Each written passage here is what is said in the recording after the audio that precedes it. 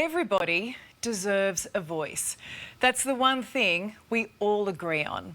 But somehow the voice debate has been reduced to mudslinging and political point scoring. It's nasty. Is this what we set out to do? It surprised many at a recent Yes campaign rally when Ray Martin, frustrated by the No campaign, started name-calling.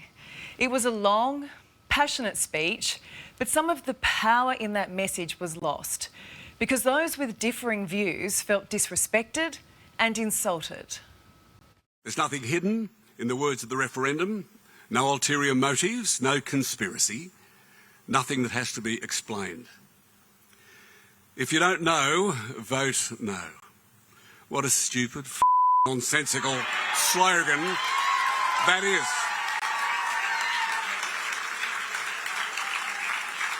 If you don't know, find out what you don't know.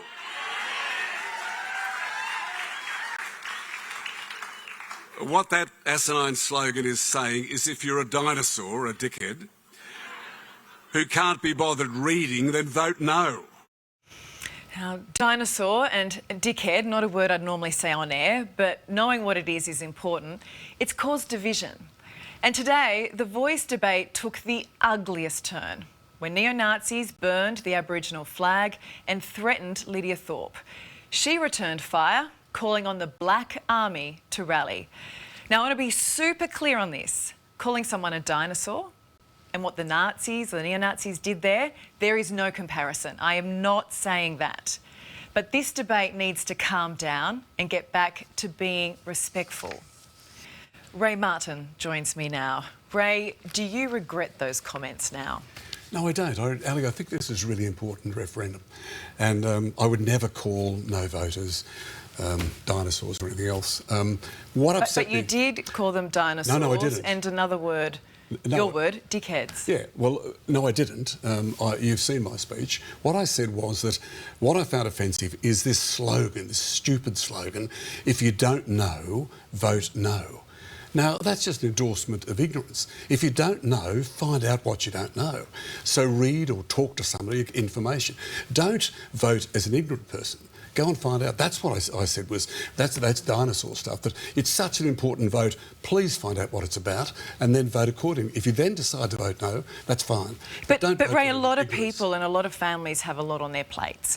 They're worried about power and food prices. They're worried about crime.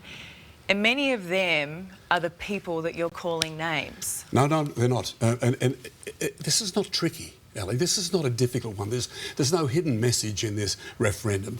You don't really need a dictionary to go and find what it's about. It's about two things.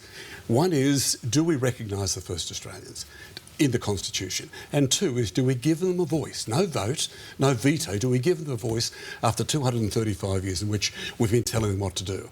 It seems to me that's pretty simple. That's all it is. There's no ulterior motive. It's not about treaties. It's not about reimbursement. It's about nothing apart from those two things. The issue is, and Ray, you've been a respected journalist for many, many years. You've worked in this business, you know it. Language is important. And the language that you used in that speech was inflammatory. No, I don't think it is. I'd stick by the language. So if you had your time again, I'd say it again. You would say. I'd say it again. You would say it again. It was in Marrickville Hall where I was speaking. I wasn't talking at the Catholic Church at the up at the lectern. I wasn't talking at the women's. I'm not referring to whether or not the language was savoury. I hear it all the time. It was whether or not you think it's disrespectful, because it sounded disrespectful. I'll tell you what's disrespectful. Voting and admitting your ignorance and going ahead and voting on such an important issue as this. Can I just say that I spent 3 hours just out and about yesterday talking to people about this, and a lot of people trying to get their head around it and a lot of people who don't understand it. And there are a lot of the people who then feel that they're being called a dinosaur or a D-head because of that. It's part of the Aussie vernacular, by the way. I hear it all the time on morning radio. It's not like I've suddenly stuck out there and said something.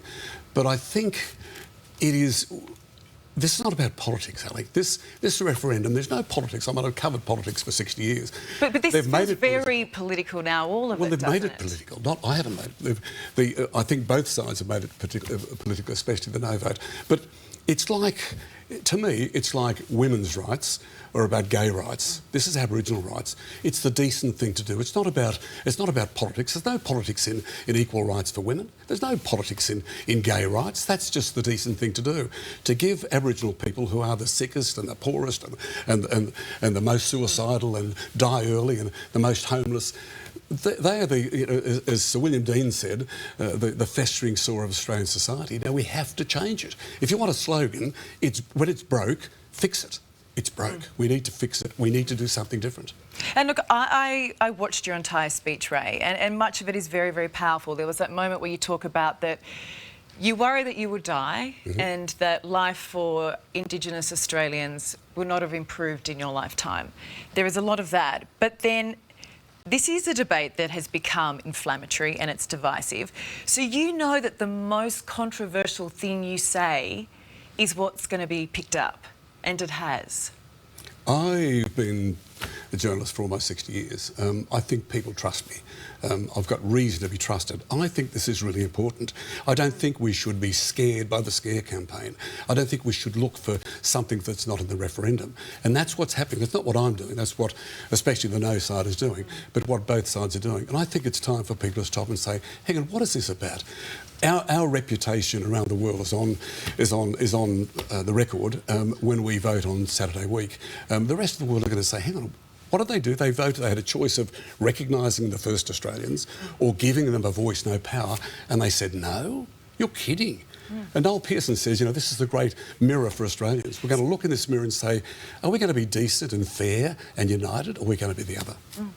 This is the issue, though, and we live in a democracy. Not everyone feels the way that you do, Ray. No, well, and they're allowed to feel differently. I started by saying I'm not criticising the no vote. If you look at the issue and you talk to people and read about it and you decide to vote no, that's your call. That's a democracy. But don't tell me if you don't know, vote no. That's just stupid. No, find out. Do you accept that it is confusing for people? No, I don't think it's confusing. I think we've made it confusing. The waters have been muddied. What can be more simple than the words? The words simply are, do you recognise Australia, the first Australia? Yes, of course we do. Do you want to give them a voice for the first time instead of telling them how to run their lives? Why don't we let them, listen to them? Where we listen to them in community health, community education and community generally, we do much better, instead of telling them what to do, which has failed.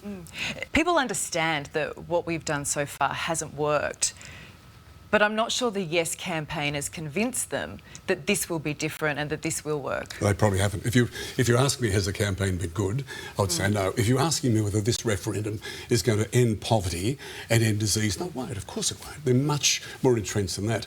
Is it going to be a step forward? Yes, it is, unquestionably. Symbolically, does it mean something? If I was a blackfella in Australia and I see the Australian population put to the test on this referendum and they vote no, it would be another kick in the head for me. It'll be another thing of who cares. I think people just want to understand what they're voting for. You stressed in your speech, and I'll quote it, "It couldn't be simpler. It doesn't need to be explained. At this stage of the game, the details don't matter. They never did. Honestly, they're irrelevant." Really? Yep. What are the details? We're talking about a constitution, not legislation, constitution. But I think that's your issue. People are being asked to change the constitution. That is a big deal to a lot of people. And I think for them, detail does matter and it is relevant. See, what are you going to say in the details there? The details we've said we're going to have a body which speaks to the Parliament. The Parliament, the government, if it's a Liberal government or Labor government, doesn't matter. The government in 10 or 20 or 30 years' time will be able to decide whether they're going to listen to the Aboriginal people. But in 10 or 20 or 30 years' time, the priorities change. It may be running water in the Western Desert. It may be education in Fitzroy Crossing. It may be something else in Tassie or the Cape. I mean, we're a very big country with different problems. You can't write in legislation, into a constitution in 2023, that sort of detail. All you can say is that there will be a body that speaks to the government of the day. And the government doesn't have to do what they say. It just has to listen for the first time. And because we haven't listened. This is the big problem, though, isn't it? You're basically then saying you're asking people to just trust us. We don't really know what it's going to look like, but just trust that it's going to work out okay. And I don't know how you get that from people. But Ali, I think it's more than that. We're saying, do you agree that the first Australians who've been here for... You know, I love the phrase that the longest continuous culture on earth. I mean, I'm proud of that. That's part of who we are. So we're going to give them a voice. We're act in our constitution, our most important document, we'll recognise that they were here for all those years, for 60,000 or plus years. That's one. The second thing is that for the first time, instead of doing what we've done that has failed month after year after decade, we're going to say, we're going to listen to you. We're not going to tell you how to run your lives. We're going to listen. And if you've got ideas about health, or education, or about, your society, we're going to listen. And we may not agree, but we'll listen to you. We've never done it. The problem is with everything you said in your speech, and there was a lot of amazing things, this is what's being picked out and this is what's being reported. And you know how this works. You know how this works. It's headlines. It's about headlines. Yeah, but you would have known that when you wrote this speech and you wrote the word dinosaur. Surely you knew that was going to be provocative. That's okay. I don't mind that. If it's provocative in the sense of if people are voting on this really important vote without bothering to check what it's about, then they're dinosaurs. I think a lot of people have tried to check, they don't understand, or to be honest, they've got so many things going on in their life that are pretty hectic. This is big struggling enough. with cost of living. This is big enough to they decide. feel like Ray Martin just called them a dinosaur or a dickhead. Well, I think if an important issue like this, if you don't take the trouble to check what it's about, and I keep saying, I don't think it's confusing. It's really very simple. If you don't let But it's not about that. We're not sort of almost talking about whether it's simple or not simple. It goes to the name calling. Do you think any kind of name calling is helpful? Oh, I don't think dinosaur or dickhead is really too heavy in Australia. Turn on the radio or go to a local barbecue and you'll find much worse language than that. I don't think it's terrible. It makes a good headline. I don't think it's very provocative. I mean, I don't have a reputation for telling people how to suck eggs at all. So in this case, I'm simply saying, if you go to vote, don't say, I don't know that I'm going to vote no. Go and find out and then you can vote no. I think, though, it's become really uncomfortable for a lot of people. Now, and when there is name calling, the problem is people switch off. So how are they then receptive in this sort of last final run when the Yes campaign needs as many votes as it can get? I don't know how it wins over those undecided. The reason you're talking to me is we're switched on. So maybe I did something that switched people on. Maybe I'm actually having people think about it. And if they think about it for the moment and think, do I really want this? Do I want to be that sort of an Australian?